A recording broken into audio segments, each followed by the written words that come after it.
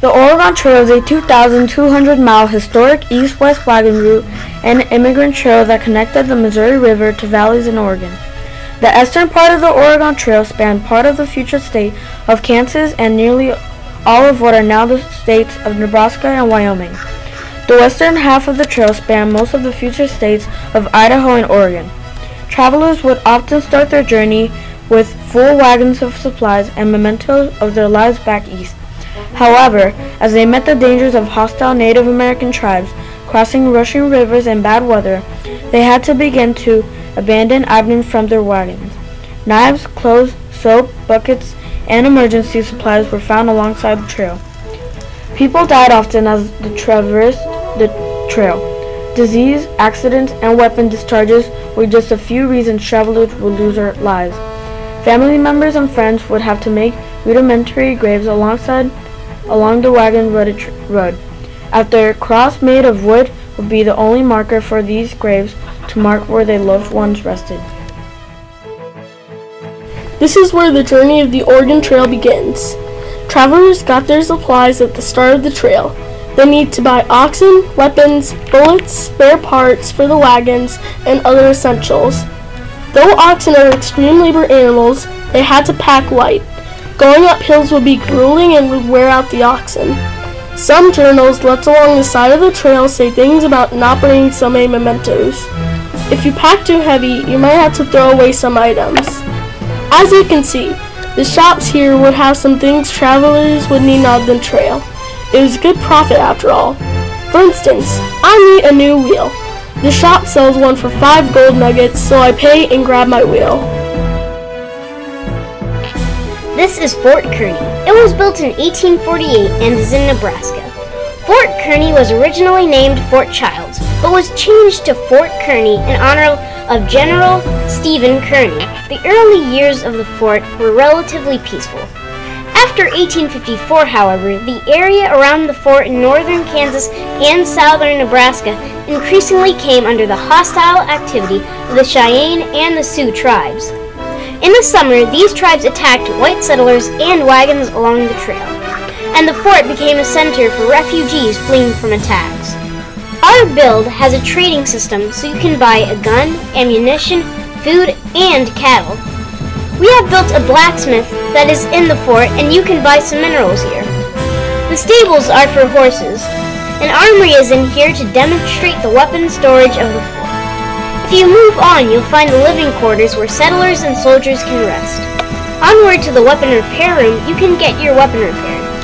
Next to this room is the wagon repair room, where you can get a full repair on any broken parts of your wagon. The fort has 5 lookout towers, one on each corner and one in the middle.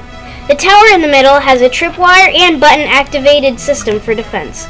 All of these towers are accessible through ladders in some rooms, or for the middle tower you can simply climb the stairs.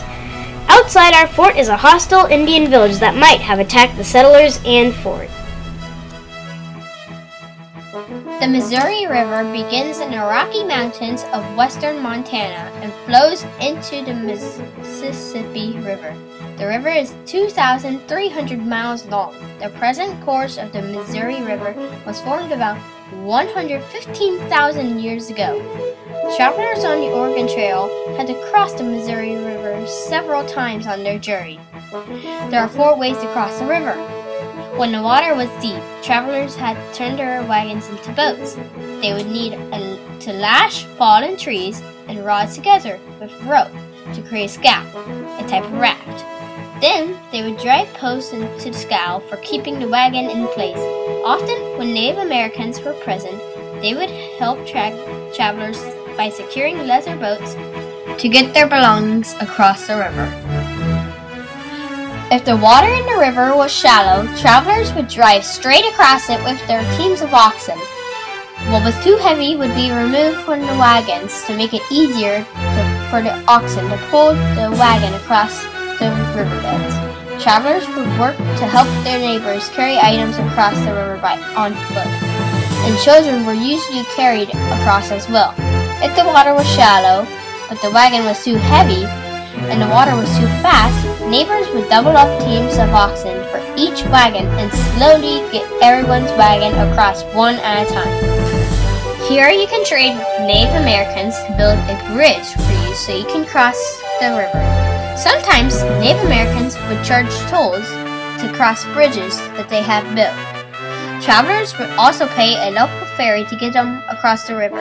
If travelers failed in crossing the river safely, wagons would break and they would lose most or all their belongings and supplies. Independence Rock is one of the many natural landmarks that fascinated travelers along the Oregon Trail. This rock is approximately 130 feet high, 1,900 feet long, and 850 feet wide. This rock got its name because the travelers wanted to get to this rock before snowfall by July 4th. So, what is July 4th? Independence Day, of course. When the travelers got to the rock, they decided to stop here. They even danced on top of it. They even carved a giant cross into the mountain. Independence Rock is at the isolated peak of the southeast end of Granite Mountain. Native Americans lived in these parts of North America for centuries. As European settlers began to move more and more into their native lands, some tribes began to have some hostile feelings towards these settlers. Others tried to work with these newcomers. First, let's go to the peaceful village. In the chief's hut, you will see a campfire and a trading system. This type of trading system uses a trap chest and a dispenser. Peaceful Native Americans traded with pioneers for materials that they needed. In this tent, you can trade money for bows and arrows. Native Americans also had crops to keep their people alive. In smaller tents, there is another type of trading system. This one also uses redstone along with the other components of the first trading system. It works in the same way too. Now let's head to the hostile village. Hostile Native Americans felt like pioneers were intruding on their territory. They attacked and even killed some pioneers. In this minefield-like game, you must try and get some loot from the chests. But be careful, don't spring the traps. In the few centuries, there'll be few Native Americans left living on the plains with their tribes. Welcome to Devil's Gate. This landmark is in Wyoming and it is a stunning sight. Settlers thought of this massive stone formation as the gates to, well, you know where. The local American Indian tribes thought of it as a monster spawner and bad luck. This landmark fascinated the settlers because of how perfect it was, even though it wasn't man-made. They decided to call it Devil's Gate after the Native American legends. Fort Laramie is located in Wyoming. It was a significant trading post, and it was mostly used by fur traders when it was first built. It was actually named for a French fur trader. However, during the Westward movement, it was very important.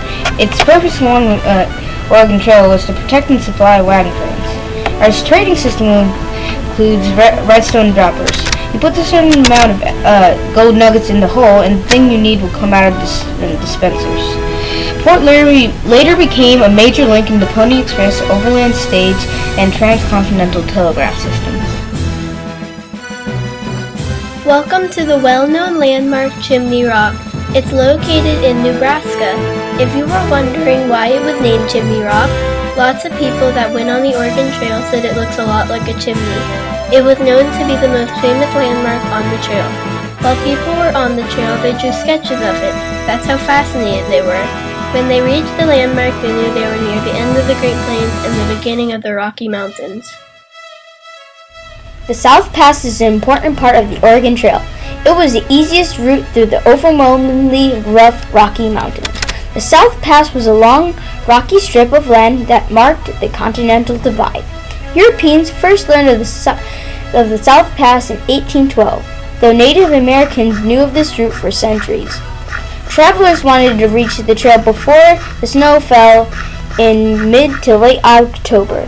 You didn't want to get caught in the Rockies in the deep snow.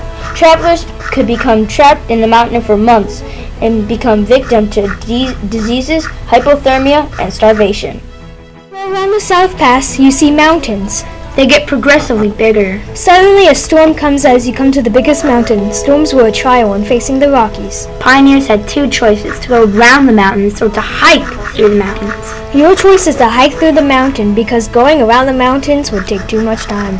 Luckily, there are bridges and such to help climb up it. As you get up the mountain, the temperature drops. The cold makes it harder for you to breathe. You go over bridges built over waterfalls that fall from the top of the mountains. You go into a cave. There is a fireplace built by pioneers that went through the cave. You reach into the cave. You go down the stairs and continue your travel on the Oregon Trail! When people arrived at Grand Ronde Valley, they had essentially made it to Oregon, but some had lost almost everything in the journey. Some people lost material things like chests of clothes or treasure from their lives back east. Some lost oxen or other pack animals. Others lost friends or family to illnesses or accidents along the trail. Grand Ronde Valley is a French name meaning Great Round. It is located in the roughest and least hospitable country in the West. The Grand Ronde Valley is a bit like an oasis, or at least that's how it seemed to the travelers that came through on the Oregon Trail, and on to Oregon City itself. People travel the trail to get to Oregon City because there are hard times back east after economic depressions in 1837 and 1841. The promise of 320 acres of free land in Oregon for married settlers was an offer too good to refuse. Also, the California Gold Rush of 1849 was ammunition for a mass migration of men to the West Coast in search of their fortune. Once travelers reached Oregon City, they had the opportunity to have more freedom and space. Most of the people traveling the Oregon Trail were seeking farmland and smaller populations, while others went mining for minerals and gold.